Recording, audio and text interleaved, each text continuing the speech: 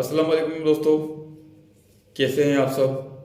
सबसे पहले तो मुझे बताएं, अपना ख्याल रख रहे हैं या नहीं रख रहे हैं।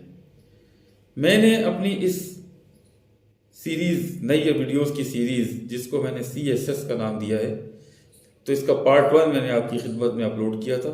उसको आपने बहुत अप्रिशिएट किया, पसंद किया। और अब मैं आपको नेक्स्ट स्टेप, सेकंड स्टेप के तौर पे पार्ट 2 आपकी खिदमत में पेश कर रहा हूँ। इसमें मैं आपको बताऊंगा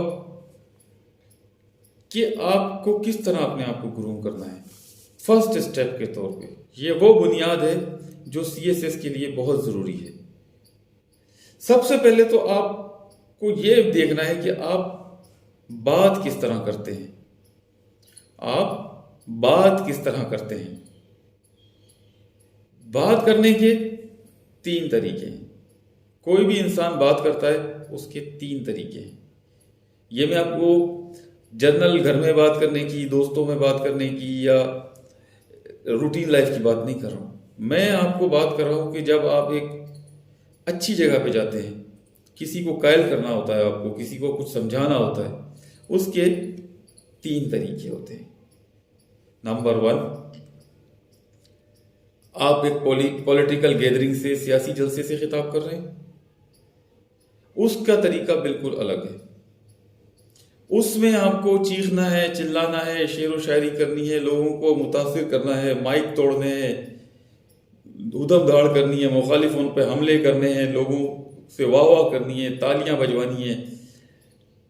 वो एक बिल्कुल सेपरेट तरीका है। आप देखा होगा, सियासतदान देखते हैं किस तरीके से एक दूसरे पे तंज़ो तशनी के हमले करते हैं, जलसों में किस तरह लोगों को लुभाते हैं, लोगों से तालियां बजवाते हैं, लोगों को मुश्तइल करते हैं, जज्बाती करते हैं। ये तो है एक तरीका।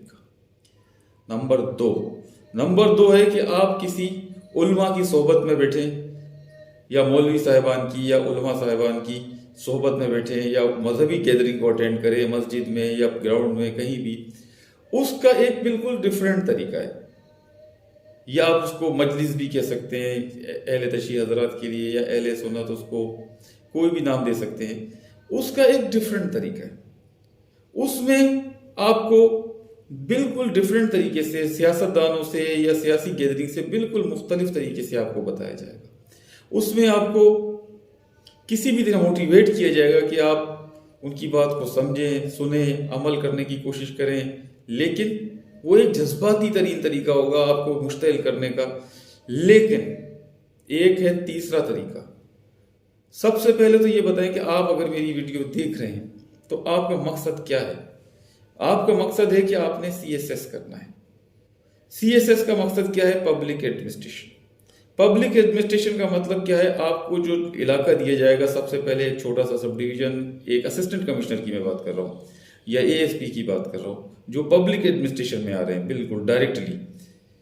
उसको एक छोटा सा इलाका दिया जाएगा जिसको सब डिवीजन कहा जाता है। उसमें रहने वाले लोगों के मसाइल उसने हल करने हैं।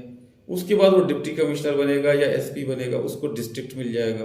उसके बाद वो कमिश्नर बनेगा या DIG बनेगा, उसको एक डिवीजन मिल जाएगा। तो ये स्टेप बाय स्टेप सिस्टम है। तो बिल्कुल बिगिनिंग में आपको अगर किसी जगह पे असिस्टेंट कमिश्नर लगाया जाता है, एक 24-25 साल का बच्चा है, वो CSS करके आया है, उसमें कोई तो ऐसी खूबी है जो CSS एग्जामिनर्स ने देखी है कि हाँ, ये बच्चा है जो सब डिवीजन को डील कर सकता है। उस सब डिवीजन के माहौल क्या है? उस सब डिवीजन का माहौल क्या है?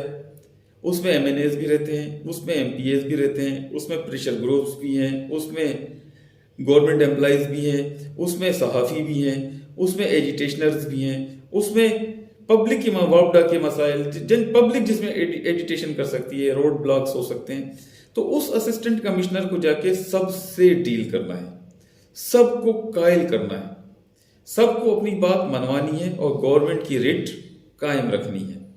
तो जब ये सब उसने करना है तो उसको पॉलिटिकल स्टाइल नहीं अपनाना है, उसको रिलीजियस स्टाइल नहीं अपनाना है, उसको इस तरह अपने आप को इम्प्रूव करना है जिस तरीके से मैं आपसे बात कर रहा हूं, कि वो बिल्कुल एक पोलाइट हो, अपनी बात समझा सके, टू द पॉइंट समझा सके। जैसे आपने अक्सर देखा होगा कि किसी बड़ी गैदरिंग में अफसरों को ब्रीफिंग के लिए मदऊ किया जाता है, तो वो किस तरह एक अपनी बात को आगे करते हैं, किस तरह प्रेजेंटेशन देते हैं, ये आपने देखा होगा, नहीं देखा होगा तो आप उसको देखें, सोचें, समझें।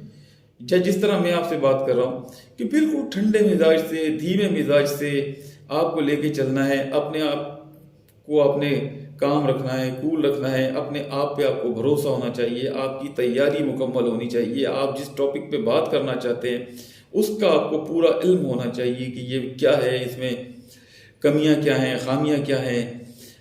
आपके सामने जिससे आप बात कर रहे हैं, अगर वो MNA है, MP है, प्रेशर ग्रुप का लीडर है, मजहबी स्कॉलर है, या पब्लिक का नुमाइंदा है जिसने रोड ब्लॉक किया हुआ है किसी में, तो आपको उसकी नफ्सियात को भी समझना होगा कि आगे वाले का मकसद क्या है और इस वक्त इसकी जहनी कंडीशन क्या है, और मैं इससे किस तरह बात करूंगा तो ये मेरी बात समझेगा।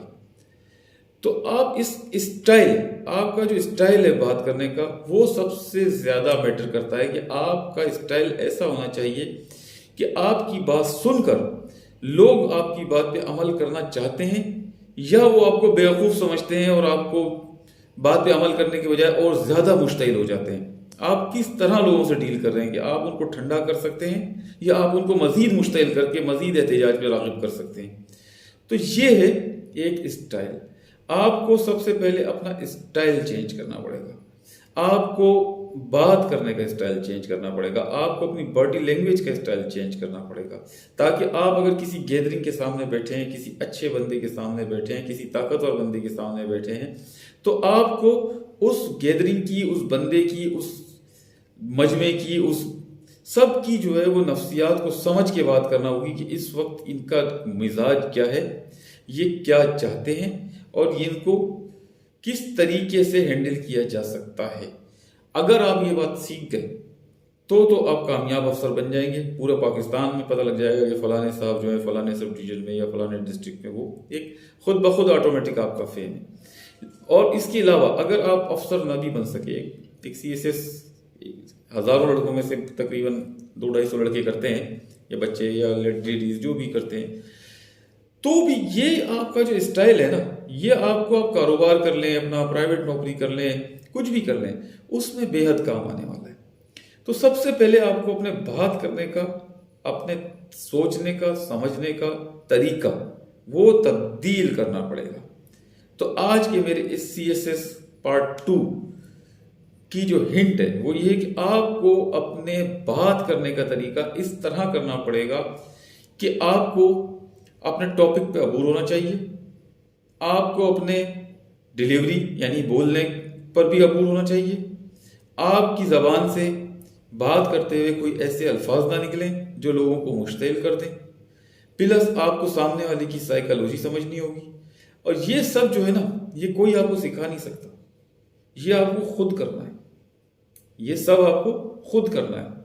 अंग्रेजी की एक बड़ी कहावत है, अमेरिकन है शायद, अमेरिकन, कि आप किसी घोड़े को खींच के जबरदस्ती डंडे मार के दरिया तक या पानी तक लेके तो जा सकते हैं, लेकिन आप उसको पानी पीने पे मजबूर नहीं कर सकते।